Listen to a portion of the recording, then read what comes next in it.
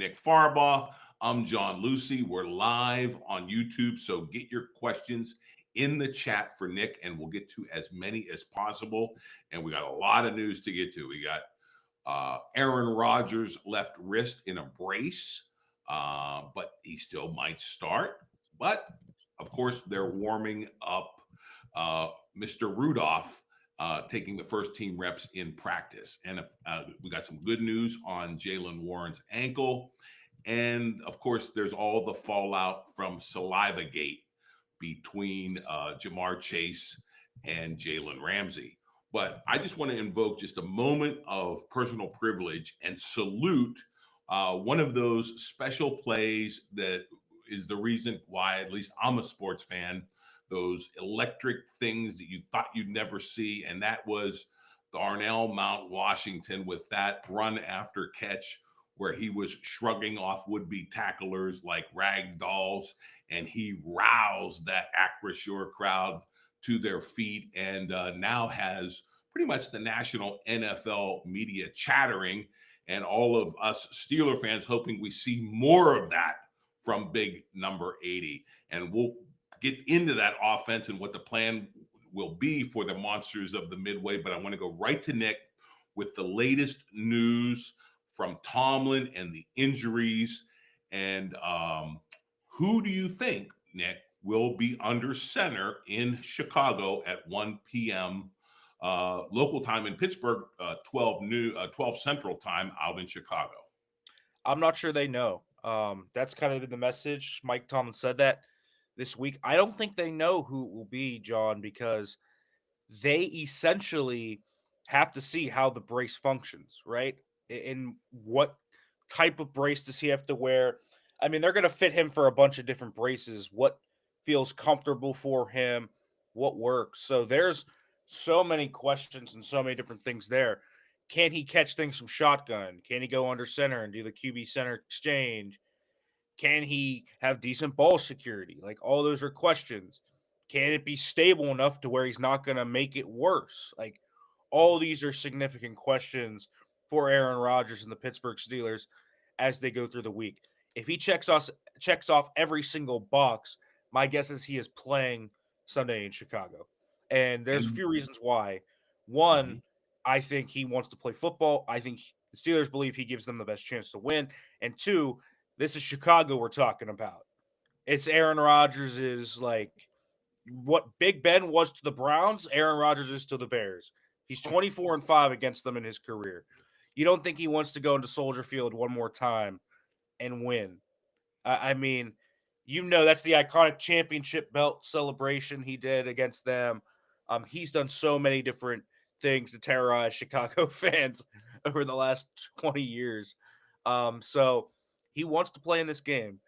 And Mike Tomlin, Aaron Rodgers, no one else will admit it publicly, but I think there's a little bit of a push for him to try and play this week as a result of that. So we'll see where it goes. He's going to have to get on the practice field at least on Friday. Doesn't necessarily have to be out there Wednesday or Thursday. He's not going to be out there tomorrow, I don't think. But they're going to experiment with different things, see where it goes. And if all is well, I have to imagine he probably suits up, but we'll see if it does. All right. So look for Friday's practice for Rodgers. And as Nick just said, and as Tomlin said in the press conference, the variables will be functionality with that wrist, safety against additional injuries, and pain tolerance for one Aaron Rodgers, who Tomlin did note wanted to get back into that game on Sunday, that big win at Acrisure against the Bengals. Another guy who wanted to get back into that game was Jaylen Warren. He suffered an ankle injury that kept him out on a cautionary basis. He now is trending certainly in the right direction to play Sunday in Chicago. What's the latest on Jaylen Warren? It sounds like that's just a classic low ankle sprain. It doesn't sound like it's a high ankle or anything like that. So as long as the swelling isn't too bad, this doesn't sound like a severe ankle sprain. Like, for example, remember Alex Highsmith had a really bad low ankle sprain last year that forced him to miss time when he hurt in Washington. It's nowhere near that. He was cleared to go back in the game on Sunday. They just didn't put him back in because they eventually opened up the lead and said, okay, Kenny Gainwell's doing well today. We'll just let you rest. And I think that's a smart thing. And so we'll see. He's probably not going to practice tomorrow. And that's the usual stuff if you have some minor injuries and just kind of seeing where things go. You probably don't practice tomorrow. He'll probably be in there Thursday, Friday. And he probably doesn't need a lot of participation as long as he can log at least one or two practices, maybe not even a full practice. He should be out there. So I think we see Jalen Warren on Sunday in Chicago. And that's going to be big for the Steelers. They need all hands on deck in this game because that Bears offense is high octane. So they'll have to put up some numbers against the Bears defense. Does the equation in the backfield change given Kenny Gainwell really turning in a nice performance after Warren was sidelined, and certainly Tomlin giving him praise at the press conference? He does a lot of things for the Steelers. He's a football player first and a running back second, and certainly he had some nice runs and some yards after catch on some of those swing passes from Rodgers and then eventually Rudolph. So how does that change, if at all, the equation given the the ankle tweak with Warren that could linger a little bit, and given Gainwell sort of asserting himself there? It depends on who's the hot hand. I think they rode the hot hand really with Gainwell. Kenny Gainwell is a solid player, and we know that they love to utilize him on third downs and passing downs. And so I'm sure we'll see a lot of Kenny there. In terms of the early down usage, though, if Jalen's ready to go, I think they're going to use Jalen. I don't see that changing. So I don't see a ton of drastic change. As long as Warren's active, I think he plays his usual allotment of snaps. I think Kenny will still be your passing down back. I still think they need to fine tune this rotation. I think it was crazy the fact that Jalen Warren got one snap on that 2-minute drill drive. I think it was insane. Obviously, Gainwell is a good player, and I think we're seeing that.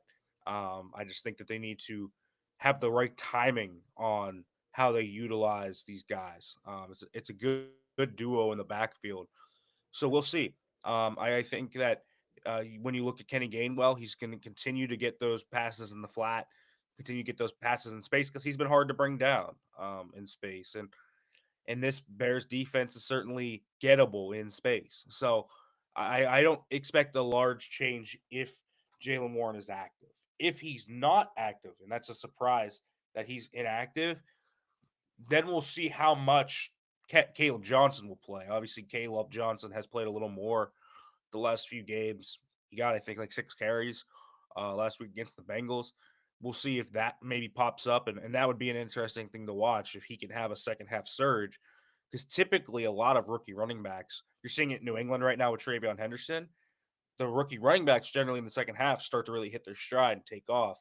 So I do think there's a little bit of a situation to monitor in that backfield where could Caleb Johnson maybe poke his way into this pecking order a little bit if he can start to take off a little bit here in the second half of the year. But if Warren's active, I think Jalen's getting his most usual snaps on early downs.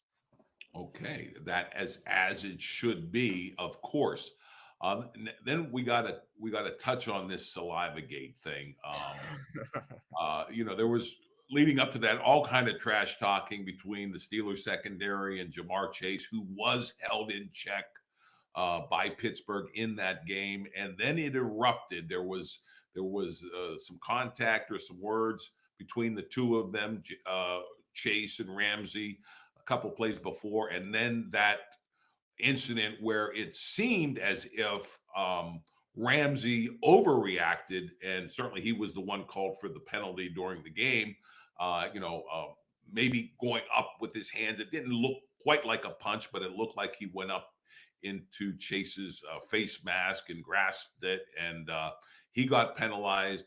But that story changed 180 degrees after the fact, after the video was out there of spittle, saliva coming out of Chase's mouth and in the direction, not necessarily of Ramsey's face, but like his chest. But certainly, as Tomlin rightly said, and one of our commenters lauded, you spit in any direction of your face, do what comes naturally. In other words, Tomlin is backing Ramsey 100% in his reaction to Chase and that spittle that came out of his mouth. So, how does the dust settle on this? And it certainly is a long line of bad blood between the Steelers and the Bengals, usually involving, either our receivers or their receivers, dating back to the likes of Hines Ward and all of his blocking of some of their defensive backs and manhandling them. So, how does this shake out?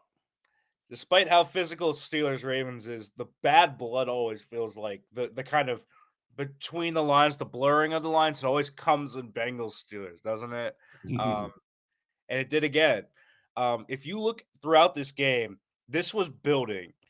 Ramsey had knocked Chase down a few times. There was one play on a stick route where Chase kind of has to reach for it and doesn't get it, and Ramsey comes a little late and kind of hits him from behind, and that started it.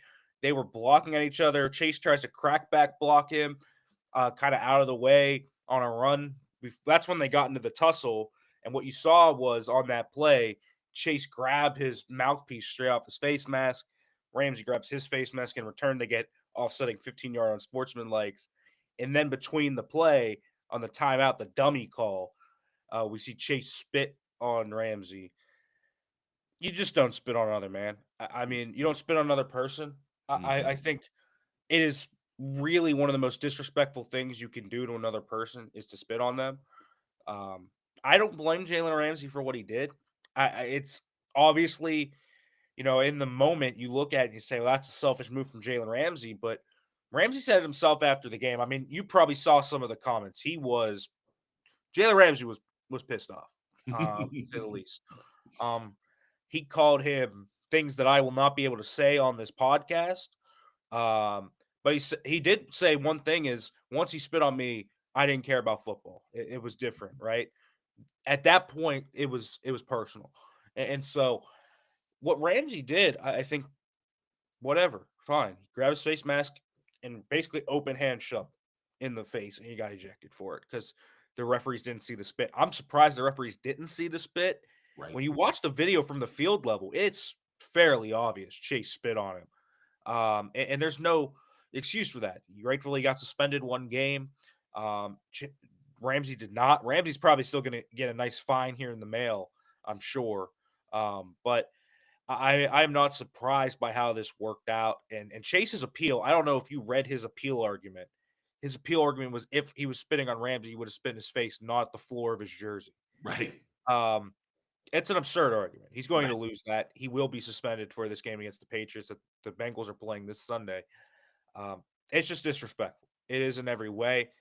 There are certainly times we have seen corners and wide receivers go at each other because they talk smack, and Ramsey and Chase are two guys that love to let the words fly and go back and forth. But spitting is crazy. And then I think the real thing that doubles up on it is he is asked post game, did you spit on him? And he just straight up lies.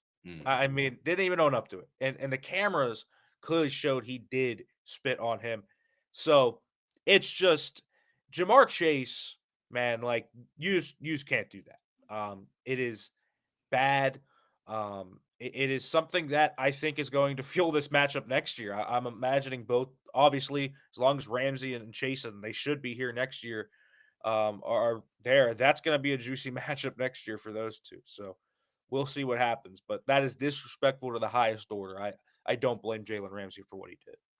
Absolutely not. And the newcomer, Jalen Ramsey, was quickly baptized into the bad blood with the Bengals. We just didn't expect it to be baptized with saliva. And Nick, you make a great point that this should have been adjudicated by the refs on the field. A similar incident occurred in Philadelphia early in the season when Carter released some spit in a game, and it was caught by the refs. The right person was penalized and then obviously suspended a week later, as Chase will be. And it was all over the video. I believe it was an NBC broadcast that showed clearly within the game and within, right after the incident, the spit coming out. I'm just still dumbfounded that we didn't have any video evidence of that spit during the game, during that CBS broadcast. Somebody had to be sleeping in the broadcast booth. I still can't explain that. Honestly, like, it is kind of crazy that no one picked it up. You could see it slightly on the broadcast if you like looked really closely. It didn't actually come through like super clearly on the broadcast because obviously no one mentioned it. And on top of that, no one even I saw like two comments from Steelers fans that saw it, but I watched it back live and I was like very hard to see. I didn't even Mhm. fully 100% get confirmation until that field view was posted that he did end up spitting on him. Obviously, Ramsey said he did in the locker room. So I kind of understand it, but I do wonder if any of the field view cameras from the CBS broadcast ended up picking it up. I have I have to think that it probably did. There's so many cameras going around at these games that you would expect one of them to pick it up. I would too. And, to be fair, obviously NBC, which covered the Philly game where the spit was clearly visible on one of the shots from NBC. They have a lot more cameras because it's a primetime game. This was an early afternoon regional coverage by CBS, but still, one of their cameras should have had some record of that spit coming from Chase headed toward Ramsey's chest. But now, at least it has been sorted out, and the wrong guy has been vindicated. And the right guy who needed to be punished is being suspended for a game. So all's well that ends well, and to be continued the next time these two teams and these two players get together. Can't wait for that. Now, moving into the offense and what we're hoping to see, against the Bears.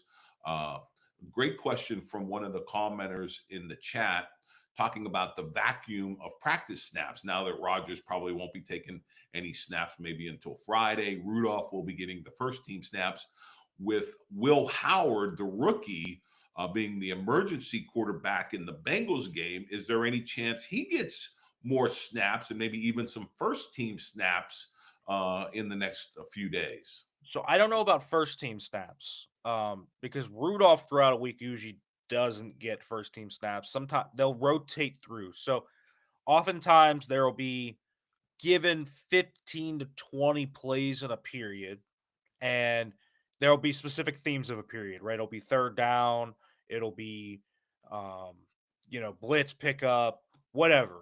You can go through the themes. There's always that early downs, whatever. And oftentimes they flip back and forth. So one is an offensive period with the scout D, the next is the defensive period with the scout O. And what happens oftentimes is Rodgers will take, if there's 20, Rodgers will take 15 of them, and sometimes Rudolph will come in for 5. So yeah, I mean, Will Howard's probably going to get, 5 of those second team reps. Will he get first team reps? Probably not. He usually doesn't. And he also, don't forget this, while Will Howard also is going to run the second team, he also has to run scout team. So he's going to be the scout team QB. So Will Howard's just going to get double the reps this week, basically. So I don't think we're going to see first team reps from Will Howard. It's possible that they give him some just to maybe acclimate him a little bit.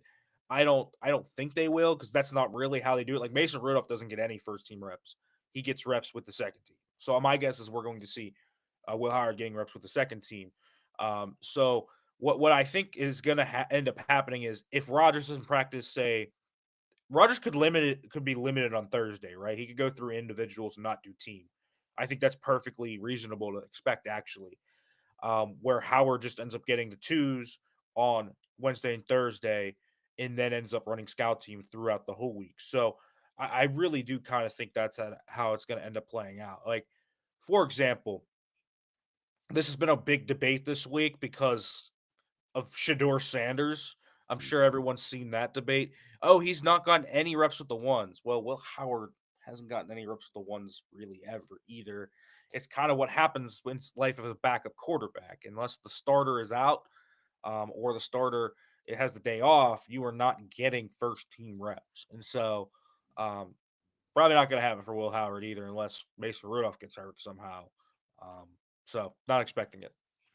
Well, I think I can speak for a lot of Steeler fans and certainly the number one Will Howard cheerleader, John Gruden, in that we will be interested in your social media feed to find out what action Howard does get in practice and how he looks. So since we'll be at least seeing some action on the practice field involving Will Howard, so make sure you keep us posted as you are watching practice in the coming days. We will definitely be interested.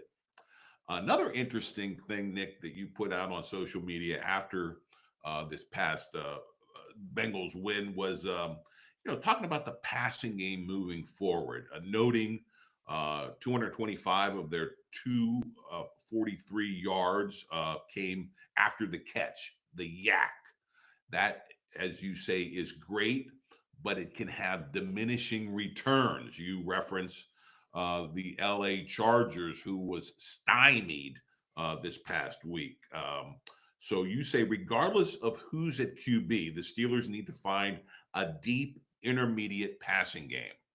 How do they do that? Who's involved in that? As far as the targets, and when will we see it, if ever? Because certainly we're at the midpoint of the season and haven't seen much of it yet. So it's a real issue that this team is facing. And I think it's something that I don't know if they're going to find. It's not a guarantee that they're going to find it. And the Steelers really have the issue of they are a quick passing game team, run first, and every time they try to push the ball down the field, it doesn't end well. Rodgers has been horribly inaccurate down the field. He's sometimes really tried to, push the ball down the field, and that's sometimes when he leads to his picks. He just has lost downfield accuracy. I really think that's been something we've seen. I think that's one thing Rudolph does better. We saw the great halo to DK Metcalf. We saw him throw a nice anticipation out route to Roman Wilson. Like there were two throws there that were like, okay, this is like something that Rodgers hasn't done in a little bit now. And they need to open up something there. There's also part of this that's the playbook. The Steelers just don't like to target the middle of the field. Why? It's the dangerous area of the field. While it also is the area where you're most kind of rich for explosive plays, also where the most picks happens, where a lot of dangerous things can happen. And Mike Tomlin, obviously, very risk averse as a coach, all about winning the turnover battle. That's a big part of his formula and why they've been able to squeak out wins and winning seasons over the past few years.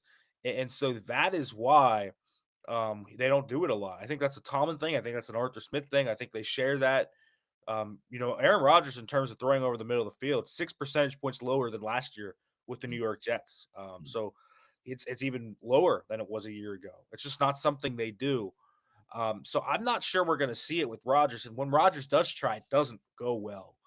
He hasn't had great accuracy outside the numbers. I think Rudolph has a shot to throw those one-on-one balls down the field, but that's kind of Rudolph's thing. He's not going to really throw, 10 to 19-yard intermediate digs. It's not really what Rudolph does anyway. So that's where I'm talking about. Now, can you get MVS up? He's a big target. He's 6'5", runs a 4.3. Could he be someone I think that maybe can at least figure out, right? Like, let's figure out what you have there. Roman Wilson, I think, should be part of that. He's a big, speedy threat. He can get open off motion. You saw it happen on the third down conversion. He just cooked a guy on a corner route off motion. If you can do that on crossers, I think that's a very realistic thing to do. But we'll see. I'm skeptical that they have the ability to do it, and I think that's going to limit the ceiling of this offense. And so I'm not sure this offense is going to have this high ceiling where they're great against really good teams. They've struggled against the last two solid defenses they faced in the Chargers and the Colts. Now this week they don't face a very good defense. It's an opportunistic Bears defense. They lead the league in turnover differential and they have a lot of picks that they have gotten, but they are very gettable in a lot of ways. So it's not a great defense they're facing this week. But the Bills, the Ravens, like teams that can legit have pieces that can frustrate you, I think are going to be a good test to see what the Steelers can do. because that has been one area that has been sorely missing, and you're starting to see teams just creep up on the quick game stuff. Yeah, no, and I agree with you on the gettability of the Bears defense, and it really, I mean, that's how you describe the Bengals, and the Steelers certainly got them. So that was good news. And we opened the show sort of praising Darnell Mount Washington and how he electrified the crowd with that tackle, shedding plays and throwing players around like rag dolls. And we know Rodgers likes him. Do we see more of him? I believe he had his best game as a Steeler on Sunday. Is that a catalyst for more, more involvement of him in the passing game? And you've labeled him the Steelers' best tight end. And what's the second half of the season look like involving Washington? Yeah, I mean, here's my thing. Um, the Steelers, to me, are figuring out just how good Darnell Washington is, and Mike Tomlin kind of alluded to that today, where he was basically saying we're kind of finding out just how good he is as a receiver, and he's excellent as a receiver. He is not somebody that is just a really good blocker, and he's obviously a fantastic blocker on top of this. But what we are seeing is he's got a great set of hands. He's a little more sudden than you would think for his size. Mhm. He certainly is fast, and when you get him in space, we are talking about someone that just can bulldoze you. Nobody wants to tackle him in space. He ragdolls a linebacker. Geno Stone then makes a business decision, and then he just absolutely forklifts DJ Turner as he's trying to punch the ball out on the sideline. That's Darnell Washington. And he beat Carter on the crosser. And you can align him in different spots all over the formation. He is just such a dynamic piece. He is such a great blocker in space. We saw him multiple times just crater guys off the edge.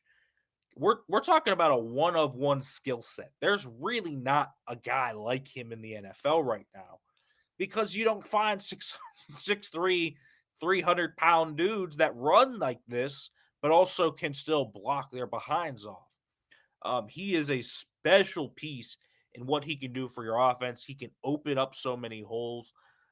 He is dynamic. And there are some people that I think still haven't um, fully kind of grasped just how dynamic he can be as a pass catcher. So he's a really good player.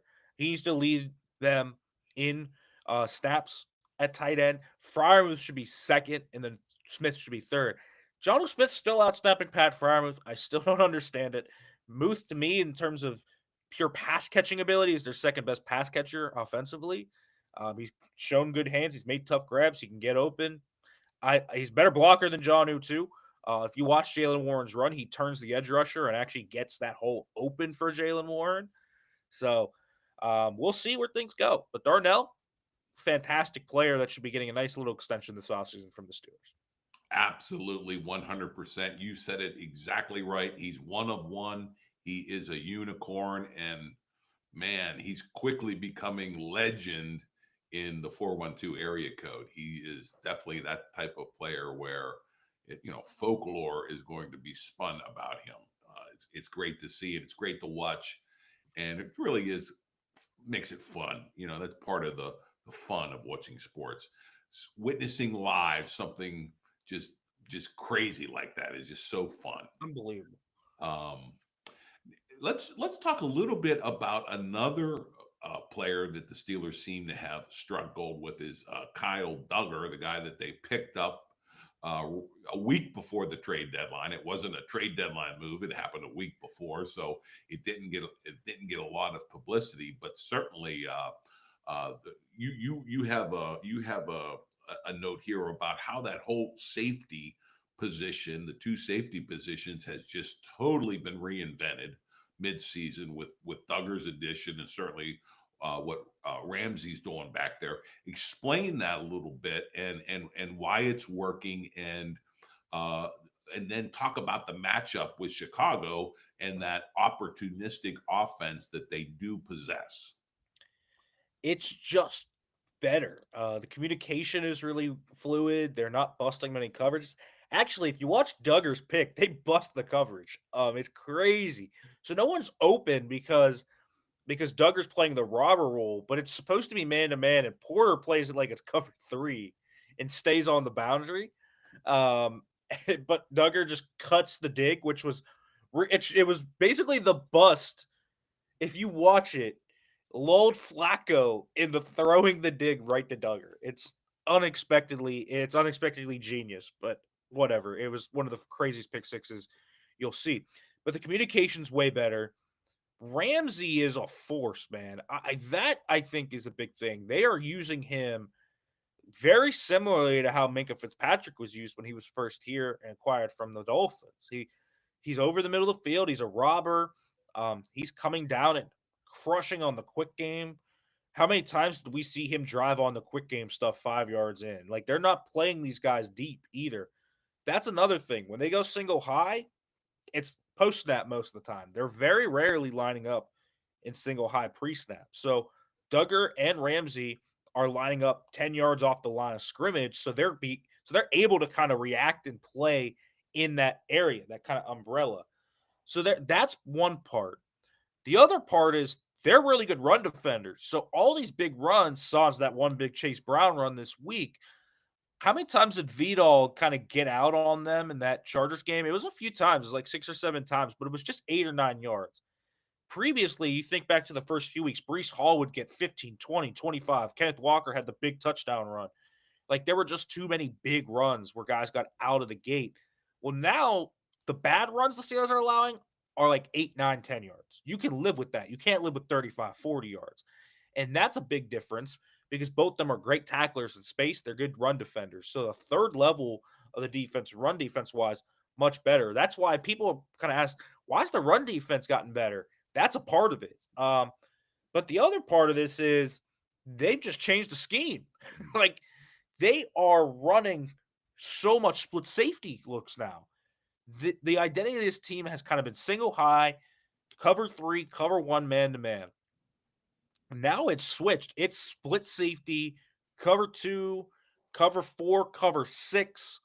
Cover 2 man is a thing that they've run it, and they still get into their single high stuff. Like, let's be real here. They still run a bunch of cover 1, cover 3, but it's not nearly as heavy as it was. And the pre-snap alignment is almost always split safety. 72% split safety looks this week. I think that's the highest they've had in 8 years. It's a very long time since they have run that much. And that's been the adjustment since the Colts game. They have flipped midseason from a single high defense to a 2 high defense. Folks, that's what we call good defensive coordinating. Like, good job, Terrell Austin and Mike Tomlin. Because we've ripped them on this podcast basically all year. Well, they have found something here. Okay. But now I'm going to rip them again because the corner room this week has the potential to go down the drain. Oh. You know who else they struck gold with? James Pierre. Did you expect that one? What a game he played. I mean, there is one play where Ramsey gets caught flat-footed on what he thought was a crosser, and Chase cuts it upfield for a post. And Pierre just steps with him against the PBU on third down. Unbelievable. Playing with great physicality. He's playing with phenomenal instincts. But Mike Tomlin said Darius Slay is going to come back into the lineup over James Pierre. Don't understand it. Whatever. We'll see how it goes. I was going to ask you about that because that caught my eye too when I saw that, and I wanted to get your take.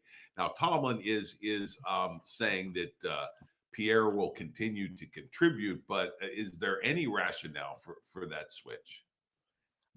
So Slay fits the 2 high stuff really well. I'm not going to lie. That's what he ran a lot last year in Vic Fangio's defense. Quarters. It protects Slay a lot, and so he's able to use his instincts and his knowledge a lot more, which is why he's looked fine. Like, he's looked completely fine against the Colts and the Chargers. He wasn't getting burnt. Granted, he played like half a game against the Chargers before getting concussed. But, like, he didn't look bad against the Colts at all, right? Like, he was fine. And so he'll be fine if they keep running a bunch of that. But it does hurt your ability to switch up into the single high stuff. What really made the Steelers so effective this week was they had the opportune times where they could just go man coverage. across the board blanket, and Pierre was like there to stand up. I don't think you can trust Slay to do that as much. So Slay fits what they do well, but I would have him more situationally. I would have that be a true rotation, and that's before we get into the Asante Samuel Jr. talk of this, which is where does he fit in and how's he kind of ingratiated into there? Because he's probably going to play outside, so that's a whole different thing. But good job for the defense right now. They're doing a nice job. Um, the issue this week is they are facing a ferocious run offense. This Bears rushing offense, second in the league in yards per game. They're, I think, fourth in success rate. This is very similar to the Colts game. The Steelers were able to hold up in that game. They slowed down Jonathan Taylor, rallied to the ball, and put the ball in the hands of Daniel Jones and said, "We don't think you can beat us." Well, he didn't. Caleb Williams is better than Daniel Jones. And I think that is a potential for an issue. Even if they slow down DeAndre Swift and Kyle Managai, um, it's just it is an issue. So him as a runner, Williams as a right, runner, right? not only him as a runner, but as a passer. I Mm. think that's something because Jones just crumpled it when he was in third and longs. I don't think Williams is going to do that as much. Now he holds onto the ball a lot and certainly run into some sacks and make some questionable decisions, but they have two really good tight ends in Colston Loveland and Cole Kmet. They have a good O line. DJ Moore, Roma Dunze, and Luther Burden are a fine trio of receivers. Like, it's a good offense, and Ben Johnson's a great play caller. And so I'm very interested to see how this goes because really, the next 3 games are a real good test to see how this too high stuff works. They're facing 3 punishing run offenses between the Bills, the Ravens, and of course this week the Bears. So if they can hold up in these 3 games against the run, just feel like they can do it against anybody, because they probably can. Because this is going to be a really big test for them. All right, now that is sets the table for Sunday in Chicago. Any early week feeling of how you think the game's going to go? What? Just real quick before we sign off. So listen, this Bears defense is bad. They're opportunistic. If the Steelers can hold on to the ball and not turn it over, I think they'll be okay. I think they're gonna be able to move the ball. They can run on this team. I have no questions about that. I think Warren and Gainwell can have really good games. I think Rodgers or Rudolph is going to be able to throw the ball well. I think they should be able to. If Kyler Gordon and Jalen Johnson, neither of them are back, and I'm not sure they are. TJ Edwards is out. That's maybe their best linebacker. Jermaine Edmonds is a good player. I will say CJ Gardner Johnson's added something to that group at safety. So there's some like there's some stability there now for them, but they have struggled, man. They allowed 42 to the Bengals. They only allowed 17 to the Vikings, but JJ McCarthy is maybe the worst starter in football right now, to be quite honest with you. He looks awful. So I think the Steelers have a shot here. This is a very winnable game. It's on a road environment, so it's not going to be an easy game by any means. It's very winnable, but also a very losable game. I think the Steelers, though, I think they have some things here that can match up well in this one. They don't win very often in Chicago. I don't think they've won there since 1995. It's been a long time since they've won in Chicago. But if they fancy themselves as legitimate playoff contenders, if they want to keep this AFC North title stuff alive, they need to win this game. I think it's not saying it's a must win, but it's pretty close to it because your next 2 games, Buffalo and Baltimore, I have to think you're going to lose one of those 2, right? At best, you're 1-1 probably. So you need to give yourself room to still have distance between you and Baltimore. I think that's the big thing because Baltimore's only 1 game back. They keep winning, and they face the Jets this week. Wouldn't count on them losing this week. So I think the Steelers need this win pretty badly to keep their AFC North pace up. So I think the Steelers are going to come out here with a close win. I think this is going to be a close one. But I like the Steelers in this game. I do. It's not a bad matchup for them. It's a good matchup for them, but it will also test them in certain areas that I think are going to be really important for them down the stretch run. All right, folks, there you have it. Not a lot of wins for the Steelers in the Windy City, but I will say this: the good news is because of the way the NFL schedule works, I think they only play them once every 8 years. So that's one reason why there's not a lot of wins being stacked up. But certainly, what does await the Steelers is a formidable test in the Windy City. We will certainly break everything down in next Tuesday's podcast. So be here for that. And until then, go Steelers, beat the Bears.